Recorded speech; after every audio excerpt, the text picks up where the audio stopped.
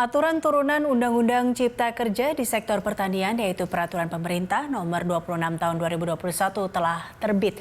Salah satu poinnya adalah kemudahan konversi lahan sawah menjadi non-sawah. Kementerian Agraria dan Tata Ruang memprediksi ada potensi semakin besarnya alih fungsi lahan sawah sebagai implementasi Undang-Undang Cipta Kerja. Ini seiring dengan investasi dan pembangunan yang diperkirakan makin banyak sehingga alih fungsi lahan sulit dihindari. Setiap tahunnya rata-rata konversi lahan sawah mencapai 90.000 hektar, sementara kebutuhan lahan baru untuk pemukiman dan industri mencapai 150.000 hektar per tahun. Di satu sisi kemampuan cetak sawah baru hanya mencapai 60.000 hektar per tahun.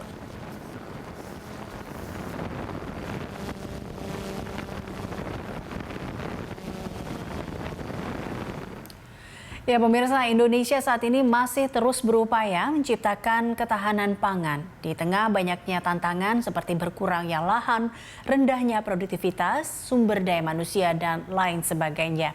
Tentu perlu strategi agar kemudahan konversi lahan sawah tidak berdampak negatif pada produksi pangan nasional. Kita akan membahas masalah ini bersama dengan Dirjen Pengendalian dan Penertiban Tanah dan Ruang Kementerian ATR Badan Pertanahan Nasional, Bapak Budi Situmorang. Terima kasih Pak Budi telah bergabung bersama kami dalam Prime Time sore hari ini.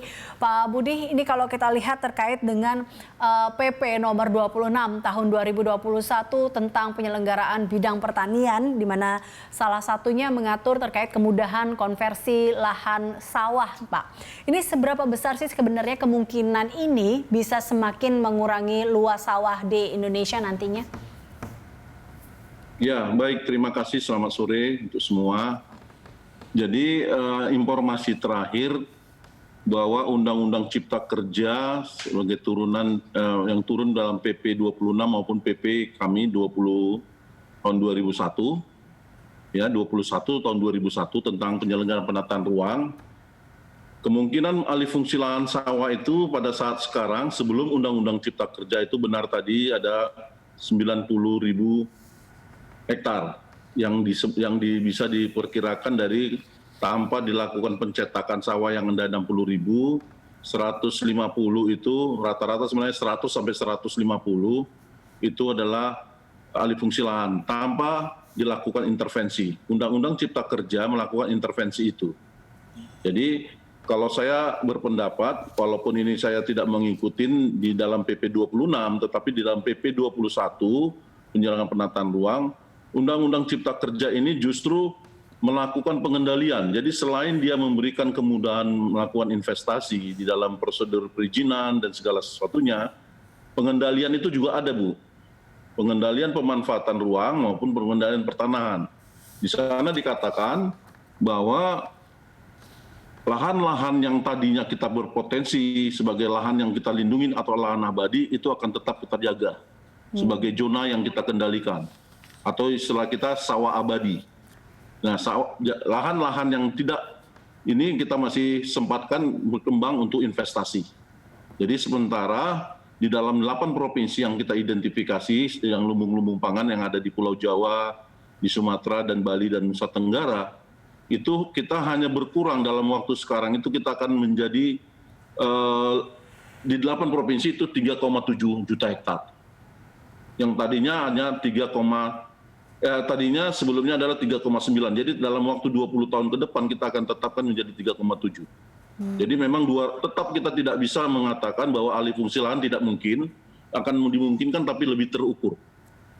Oke, akan terjadi tapi lebih terukur dan mungkin dikendalikan dengan adanya Undang-Undang Ciptaker ini. Seperti itu ya Pak Budi sebenarnya. Atau dibilang juga bahwa PP 26 tahun 2021 ini atau Undang-Undang Ciptaker ini juga yang kemudian terbit ini sebagai pengendalian. Tapi kemudian kemudahan konversi lahan yang kemudian diatur dalam PP 26 tahun 2021 itu seperti apa sih sebenarnya Pak Budi teknis ini?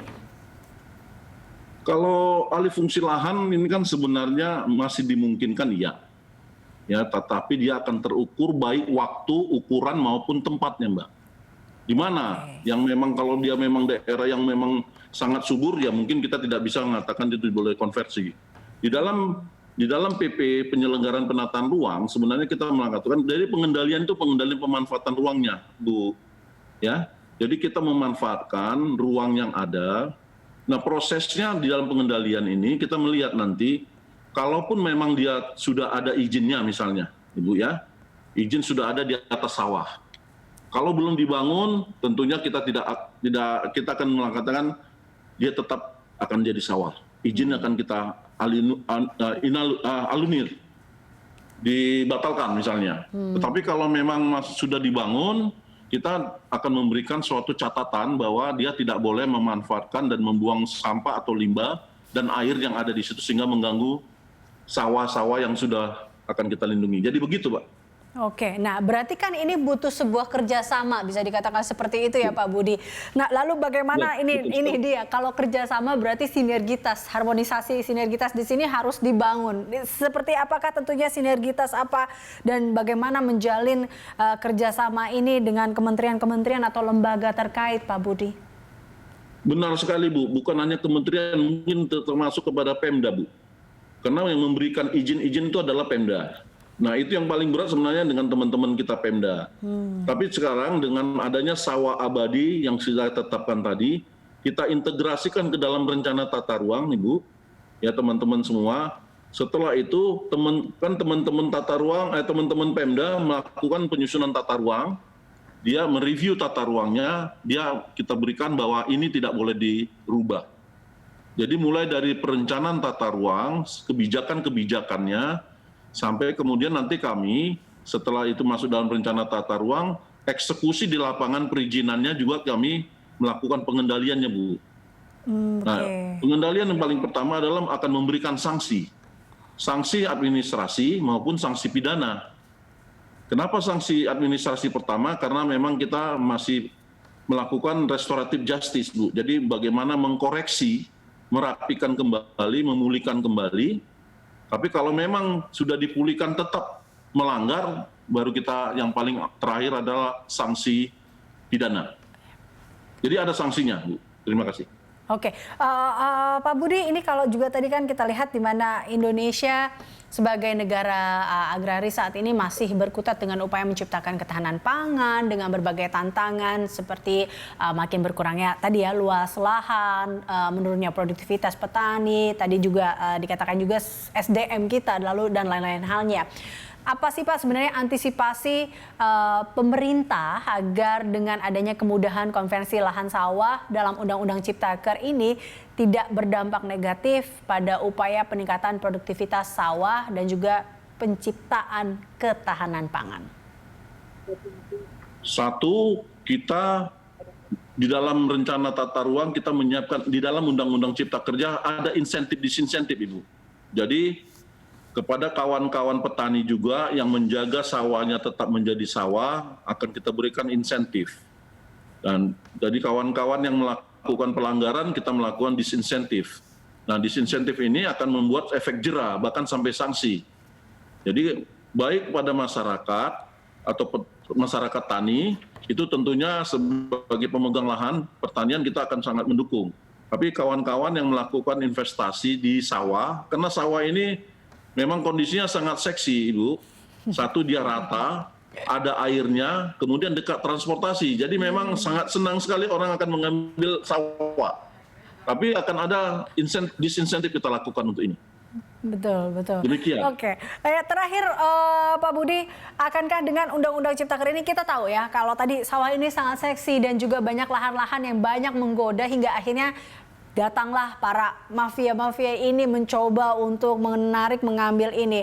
Apakah dengan Undang-Undang Ciptaker ini mampu menutup celah itu, Pak Budi? Memang kita akan usahakan yang terbaik, Bu. Di dalam pengendalian itu kita lakukan bahkan sampai sanksi yang terkeras.